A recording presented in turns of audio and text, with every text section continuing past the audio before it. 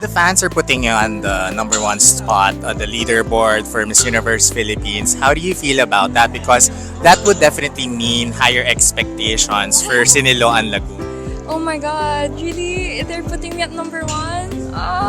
Wait.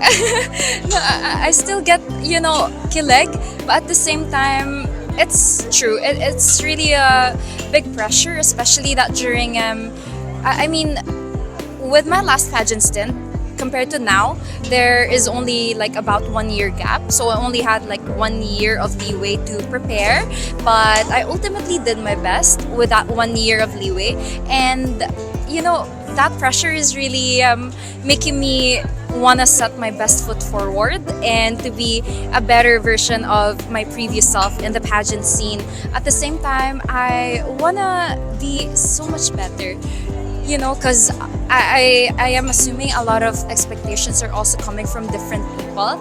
But I want to use this platform to create more change and to contribute more change to the people and to the community. And also, I am here because I'm not only fueled by my own strengths, with my obsession with infinite possibilities, but I am also backed with people's love and support. And I have witnessed how people are really supportive, especially that I've been to several regions in the country, all 17, and different provinces, different municipalities, different cities, and everybody has been really supportive. So I really owe it all to them, and it's just I'm basically doing this for all of them more than my own advantages.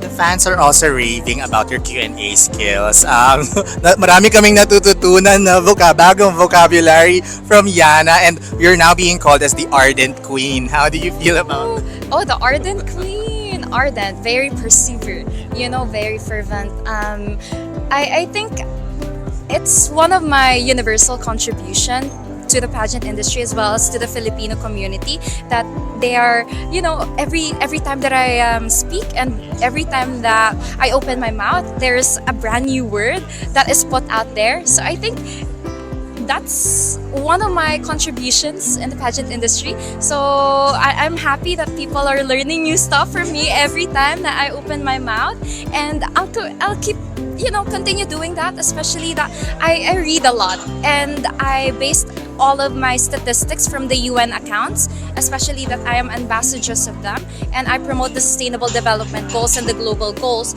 So it's just, for me, I feel like it's a normal thing for me, but when I open my mouth, it just comes out suddenly, and I'm happy to be contributing to the vocabs of the people. Thank you, kasi we're learning.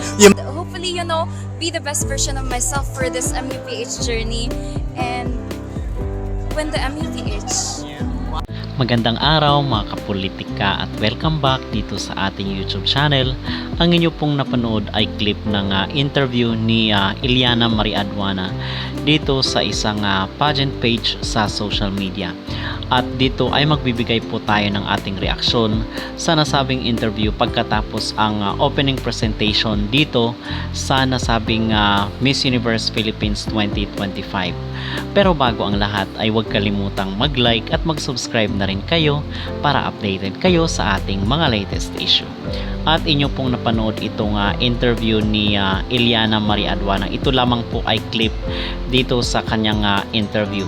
At kung meron man pong isa sa mga talagang malakas sa kandidata ngayon dito sa MUPH 2025, ito ay walang iba kundi si Iliana Marie Aduana. Talagang pinag-uusapan po siya mga kapolitika. So magbibigay tayo ng ating honest review or honest opinion.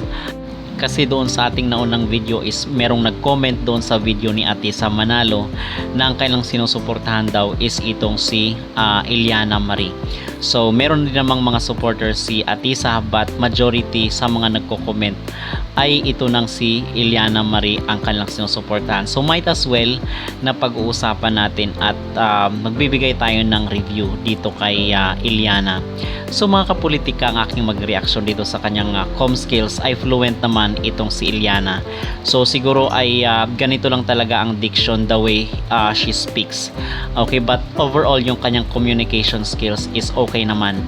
And masasabi ko na yung katulad nila Janine Tugunon at ni Ariela Arida, sila talaga yung hinangaan ko pagdating sa Q&A. Kasi yung construction ng kailang sentence ay maganda, which is ito yung dapat na aralin ni Iliana. Kasi pagdating sa Q&A mga kapolitika ay sa tingin ko lang yung aking in my own personal perspective ay malamang sa malamang makakapasok ito sa top 5 itong si Iliana, but magkakatalo yan dito sa Q&A. Kasi 'di ba naalala nyo yung kay Atisa last year 2024, doon talaga siya natalo sa Q&A. Hindi ganun kalakas or hindi ganun ka-impactful yung naging sagot ni Atisa Manalo. Maganda or tama naman yung sagot niya doon sa final Q&A sa top 5, but nagkatalo sila yung yung construction ng sentence. So ito dapat yung number 1 na aralin ni Iliana, kasi pag simple lang kasi or safe lang yung yung sagot mo, okay naman yun, pero mas tatatak talaga sa isipan ng mga judges yung construction ng sentence mo. Kasi pagdating naman sa ganda or yung kanyang physical na appearance ay wala na po tayong masasabi dito kay Iliana. Talagang sobrang lakas ng kanyang stage presence. At napansin nyo nga doon sa sa presentation nila na kung saan ay talagang kuminang talaga. Isa si Iliana dito sa mga nag-stand out na mga contestants sa MUPH 2025 Grand Reveal.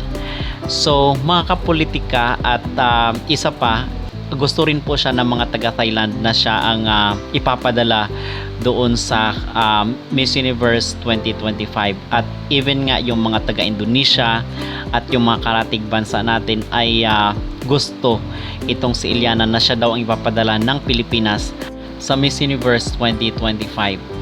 But ang magiging balakid lang po dito mga kapolitika ay kung merong lilitaw na dark horse, kasi na-mention natin doon na napakarami talagang magagandang contestant ngayon dito sa MUPH 2025. So magkakatalo yan kung merong mga dark horse na yung talagang manggugulat or mangbubulaga doon sa finals night or even sa mga preliminaries.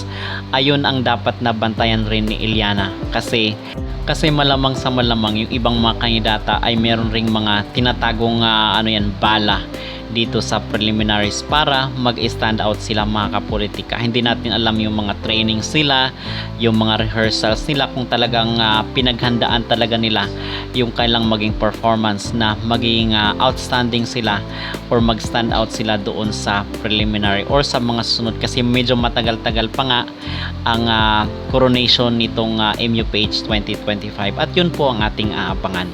So kung kayo ang tatanungin mga kapolitika, ano ang inyong maging honest opinion dito kay Iliana Marie pagdating sa kanyang comm skills at sa kanyang beauty overall? Mag-comment down below at huwag kalimutang mag-like at mag-subscribe na rin kayo para updated kayo sa ating mga latest issue.